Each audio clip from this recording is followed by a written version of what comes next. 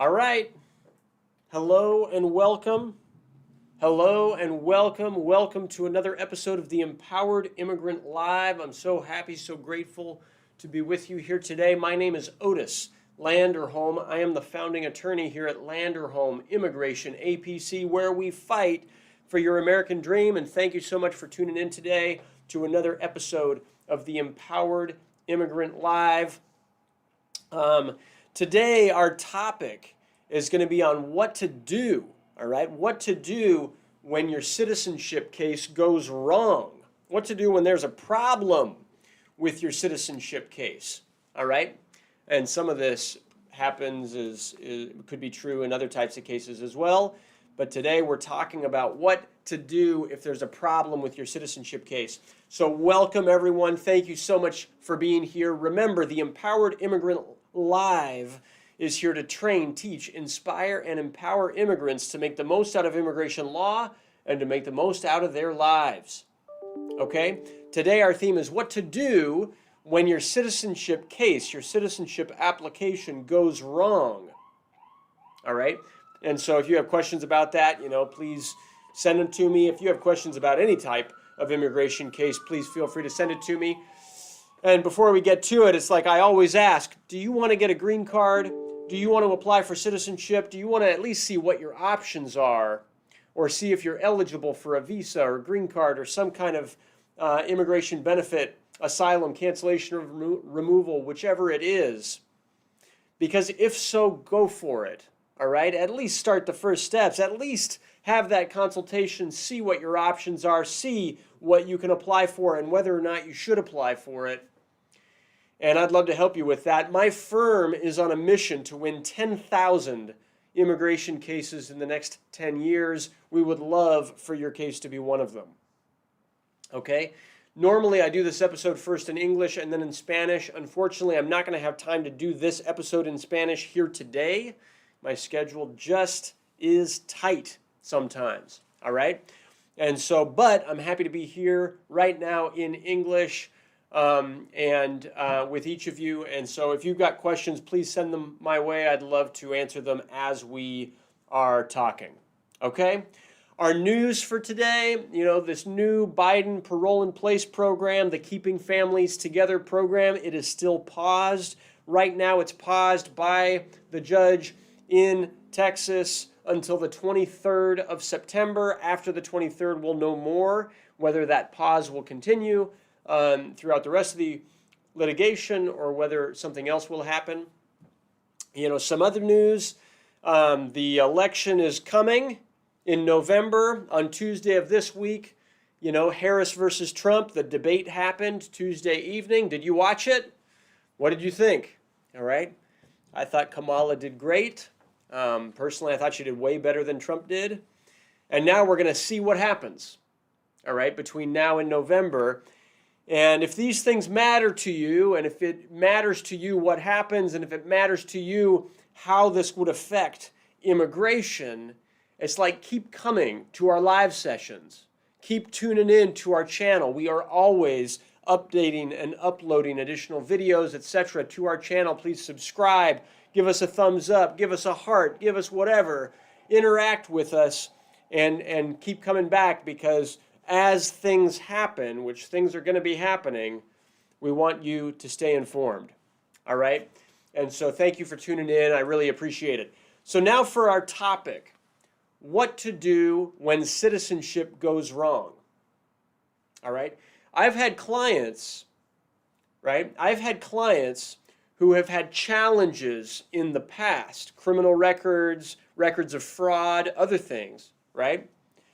Who have applied for citizenship and something went off the rails. And then they hired our office to come in and fix it. All right? And that can happen. And sometimes we've had clients that actually put themselves into deportation proceedings by filing for citizenship. Right? And you want to, you want to not do that, right? And luckily, fortunately, there were arguments that could be made, and the multiple cases that I have had in that situation have ended up being successful for the client. But it's like, there's some risks there sometimes, right? And I've got clients right now who are applying for citizenship and who have challenges in the past, all right? And we had a client recently who contacted us, and he applied for citizenship and is waiting, and then went to his interview and then got his case approved and the oath ceremony scheduled, and then was unfortunately arrested for a DUI. Well, before the oath ceremony. Well, that's a problem. All right? Sometimes things go wrong while you're in the citizenship process. You got to think these things through. You got to get good advice. All right? Hopefully give you good advice at the outset before submitting, before applying for, before even deciding whether or not to file for citizenship. The wisest thing is always to request all your records, review them carefully, determine what's the best option, whether or not citizenship is wise in your situation. That's the best way to do it, because you got to know, all right? You got to know there are people who are both eligible to become a citizen and on the one hand, while at the same time they're deportable under the Immigration Nationality Act, deportable under immigration laws on the other. All right? And in cases like that, I actually love winning cases like that. It's very fun for me and for my firm to win cases like that. And if you're fighting a case like that, you want to maximize your chances of winning your citizenship case, all right? But you also want to have a solid plan B, backup plan, just in case the government is going to put you into immigration court proceedings. Okay? Does that make sense? Yep. I think in TikTok, I think the title of my video says Español, and I'm really sorry for that. I should have changed the title to say English. Si usted está hablando conmigo ahora, si ha venido, pues bienvenidos, muchísimas gracias. Estoy haciendo este episodio en inglés, all right? Y hago otros videos, por supuesto, en español, pero hoy mismo estoy haciendo este video en inglés, okay? Sorry for any confusion there. That is my fault.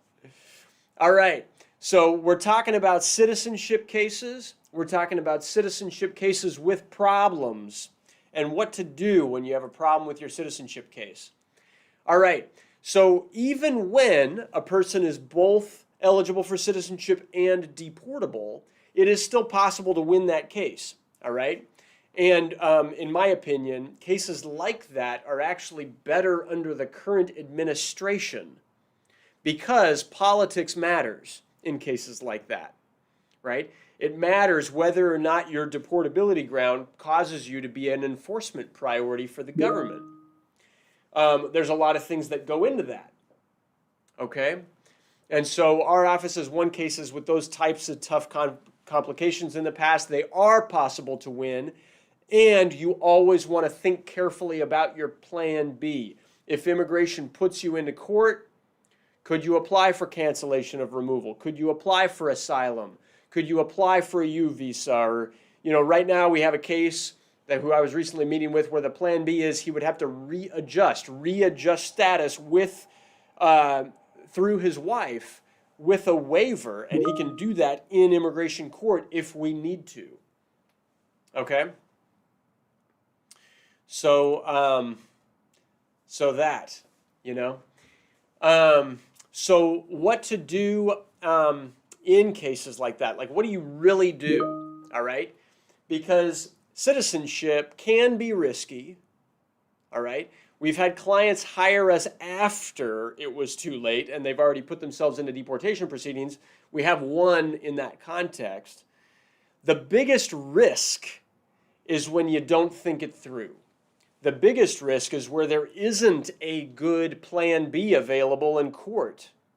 And those are the situations where, in a consultation we can screen for that and we can simply advise you not to file that case.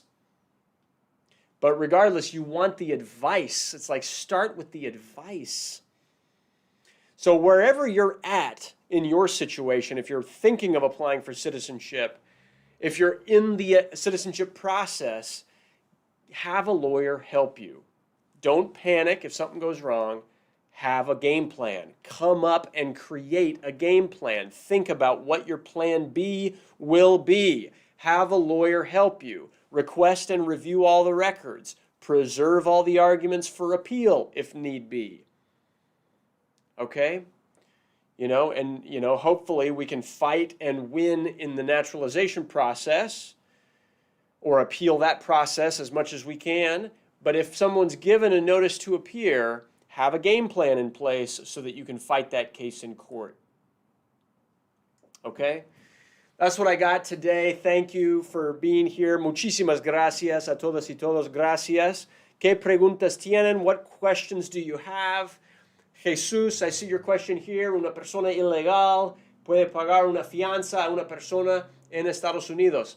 Okay, good question. Can a person who's here unlawfully, can they pay the bond to release someone into the U.S.? All right, so typically, Jesús, normalmente tienen que tener por lo menos un seguro social bueno, algo de esas cosas en orden para ser el obligor para pagar una fianza. I'll say that again in English, all right? Normally, you at least need to have a valid Social Security number in order to be the obligor to pay someone's bond to get them released from detention. Okay? So I hope that's helpful, Jesus. And if you need help with the legality of fighting that person's case, because once they're bonded out, they've got a fight ahead of them. All right? They're going to be in immigration court proceedings. And if they don't bond out, even more risky for them. They're going to be facing deportation proceedings while detained, which is a horrible place to be.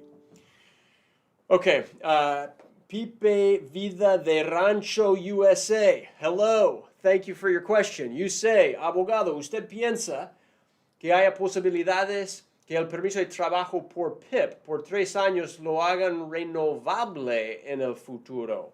Okay, that's a great question. So I'll repeat that same question in English, and then I'll answer it in both languages because it was asked in both languages. So do you think that this new work permit under the Parole in Place program could make a person removable after the 3 years, are done if it's approved for 3 years in the future? So Pipe, gracias. Pipe Vida de Rancho, USA, gracias. Thank you for asking that question. ¿Sabe qué? Sí es un riesgo. Ok, sí hay riesgo de eso y hay que platicar bien acerca de eso. Y eso es algo que en mi oficina, cada cliente que nos ha contratado para someter esa solicitud del Biden Parole in Place, lo hemos explicado bien. Porque no queremos someter ese caso si no hay un plan B. Porque si le hace a uno removable, es como que hay que tener un plan B. Que sí hay algo de riesgo ahí. Y si el permiso va a ser renovable para renovarlo, pues eso depende de la política. Hay que prestar atención a las elecciones. All right. To say all that in English, all right, when you're applying for Biden Parole in Place, you got to know it could make a person removable, deportable, in theory. So you want to be mindful of the risks involved, and you want to be cautious. You want to talk those through with your lawyer so that you can maximize your chances of success on that Biden parole program. And you also have a plan B in place just in case that program doesn't work. Additionally, part of that question is also, will that work permit be renewable? All right, because, you'd love to be able to renew that work permit, renew that parole. The truth is no one knows, and it will depend on politics. So be cautious. Be cautious who you vote for. If you're not a citizen, don't vote. But if you are a citizen and you're watching me right now, hey, this election in November, it matters, folks. It matters who's going to be in the White House for the immigrant community. All right? The immigrant community feels the change in presidency much more than the citizens in the U.S. feel it. I'll repeat that. Immigrants who are in the United States feel the consequences of the election more than any U.S. citizen does. Okay? I'm just telling you the truth. They do. Because there are consequences to how immigration law is interpreted and enforced. All right? Depending on who's in the White House. I noticed this when I was traveling outside the U.S. When the change in presidency happens in the U.S., in my opinion, it affects citizens of other countries in other parts of the world more than it affects citizens of the United States. That's a crazy belief. I don't have like data to back that up. All right. I just have experience living in other countries. All right. While presidential elections were happening, and then having international policies change while I'm in other countries because a new president is in the White House. Tariffs get issued, international treaties, international relationships change. And it's like, wow, it can make a bigger impact in the lives of non-citizens in other parts of the world than it can actually make, typically U.S. citizen here going to work every day. Like we don't even feel the difference. We don't even feel the difference when there's somebody else in the White House. Anyway, that's my own experience talking right now. Okay. So, thank you all for being here. I really appreciate your tuning in. Gabby, I see you there. Where are you located? We are in the beautiful Bay Area of California. All right. And I love California. I should just say that. I love the state of California. Recently in the press, California has gotten some bad press. But man, I love California. California is one of the most immigrant-friendly states in this country. All right? And it didn't always used to be that way. Do you know that some of the worst immigration laws, state immigration laws, were proposed, some of them passed, in the state of California historically? All right? But right now, California is one of the most progressive states in terms of immigration rights. And I'm very proud to call myself a Californian. And I wasn't always. I used to, meaning I didn't always, I'm not originally from the state of California. I moved here, right? I moved here from the Pacific Northwest, but I do love it. So anyway, that's, Gabby, that's where we're located. Bay Area, California. Our office is in Oakland, the beautiful city of Oakland, California. Okay? And we handle cases throughout the United States, and we handle cases throughout the world. And so if you're someplace else and you're wondering, hey, could I work with you anyway? Absolutely. Like we can do, the technology.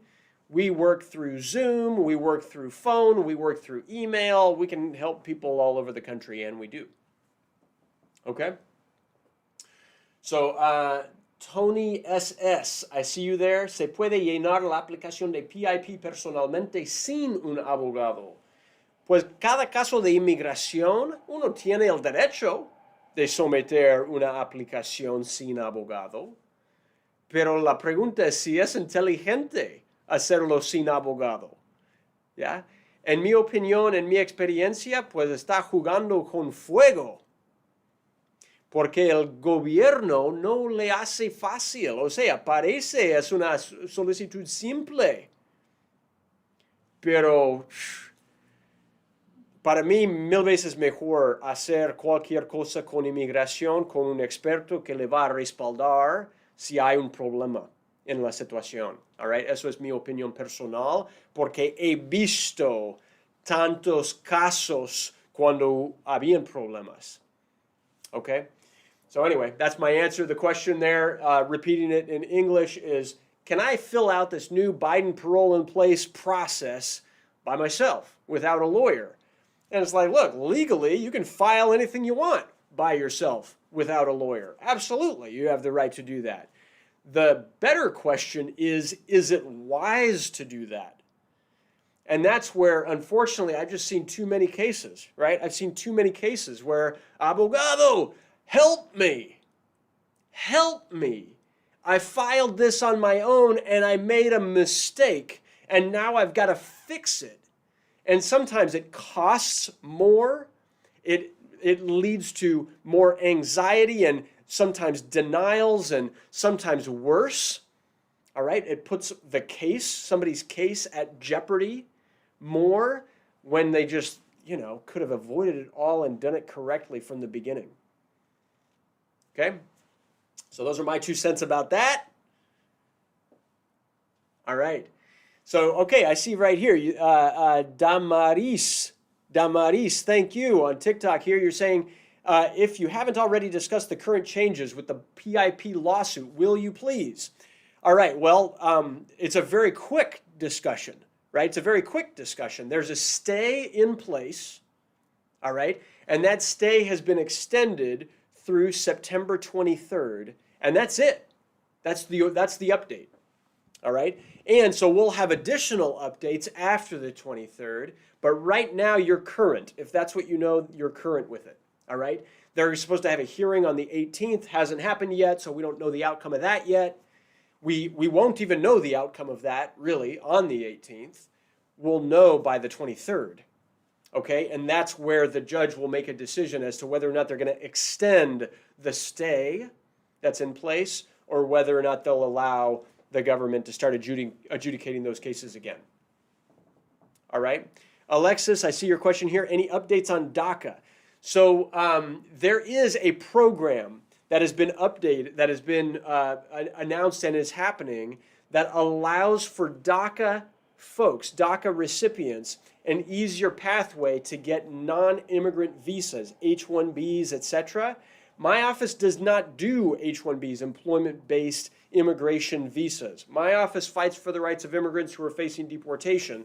We have lots of DACA cases, but if you have questions about your DACA situation, feel free to give us a call, all right? And we can still point you in the right direction and help you think that through, whether or not that's advisable, whether or not that's recommendable, whether or not that actually benefits you, right? So a little bit of an update there. It's not a big, anyway, I won't give additional opinions about it at this stage. All right. Berenice Ibarra, I see you there. So you say, how long is the I-130 process with a K3? Don't do an I-130 process with a K3. Should I say that again? When you're doing K visas, it's on the I-129F. All right? When you're doing K visas, fiancé-based visas, you're doing a non-immigrant visa. You're not doing an I-130 petition. Okay? And so, anyway, if you want help with that, then feel free to give our office a call. We'd love to help you with that. Okay? And if you're married already and you're just doing the petition process, how long does that petition take? It's a 2-step process. First, you do the petition itself. That takes about a year, all right? And then you do the consular process, which involves the DS-260, the I-864, and then your consular interview. And you will, then get that visa in your passport so that you can enter the country, and they'll send you your green card. Okay? All right. Any other questions out there? Any other questions? All right. All right. Well, I think that's it. Thank you all so much for tuning in. I really appreciate it. And I hope this is useful. I hope it's helpful. If you, if you liked this, and if you want more immigration-related information, please subscribe to our channel. The best way to stay informed from my firm is to go to YouTube. and to click in, type in Landerholm Immigration into YouTube and hit the subscribe button. All right, and when you do that, if you also hit the notifications bell, which there's a little bell icon, takes 1 second to do, then you can be notified whenever there's an update, whenever there's an additional video that we upload explaining some news that's happened. That's the best way to stay informed of what's going on. Okay? All right, I see this question here. Hola, tengo la green card. Hace un año salí de Estados Unidos. Aún puedo regresar al país. Ok. ¿Usted tiene caso urgente? Normalmente con un green card no debería salir por más que 180 días. Ok, así que si usted salió más que un año, debería hacer una consulta hoy. Debería tomar planes para volver a Estados Unidos inmediatamente. Debería mostrar que ha mantenido su residencia, sus atas a los Estados Unidos. Ok, y debería entrar a Estados Unidos lo antes posible para mantener su green card. Okay, hable con un abogado lo antes que pueda. Okay, so that question, just repeating it in English, hey, I have a green card, but I left the U.S. over a year ago. Can I still come back to the U.S.? My answer to that is an urgent situation. All right, red light, red light, red light. Okay, that's an urgent situation. You got to talk to a lawyer now. You got to make plans to come back to the U.S. now. Normally, when you leave the U.S. with a green card, you shouldn't leave the U.S. for more than 6 months. All right? The government, since it's out for more than a year, the government could argue that you abandoned your green card. They could take it from you, all right? And they could put you into deportation proceedings. The sooner you come back, the less likely they will do that, all right? But you've got to show that you've maintained your ties to the United States. You've got to show that you've maintained your residence in the United States. All right? So get ready to buy a plane ticket, get ready to come back, get ready to show that evidence, and don't leave the U.S. for more than 6 months, 180 days. All right? That's for everybody out there. Okay? All right. That's all I got for today, folks. That's all I got for today. My brief empowerment tip. Okay, I'm an immigration lawyer, right? It's like, I got this from my dad, actually. I love bridging a culture gap. All right, what do I mean by that? Well, have you ever met somebody from a completely other part of the world and you're like, wow, I don't even know how to start that conversation. I don't even know how to talk, really, to somebody from, I don't know, fill in the blank country I've never been to before. How do you do that? How do you break the ice? How do you bridge the culture gap? Right? The advice and really what I got from my dad, because my dad was a pro at this, right?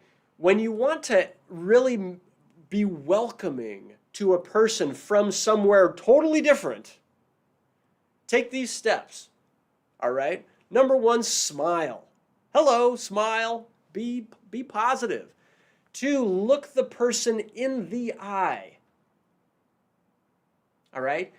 Treat them with respect. Look them in the eye. All right? 3rd is enunciate clearly. Say your T's, right? Don't, speak slowly and clearly so that you can be understood. Avoid slang. Avoid uncommon words. And then ask the person about themselves. A person likes to talk about themselves, right? Ask them, wow, that's a cool jacket you got on. Person, where did you get that? Hey, that's a cool name you have. Where, tell me about that. Where's your family from? Right? Whatever it is, and if, anyway, that's my tip today. That's my tip today. Hope it's useful. Hope it's helpful.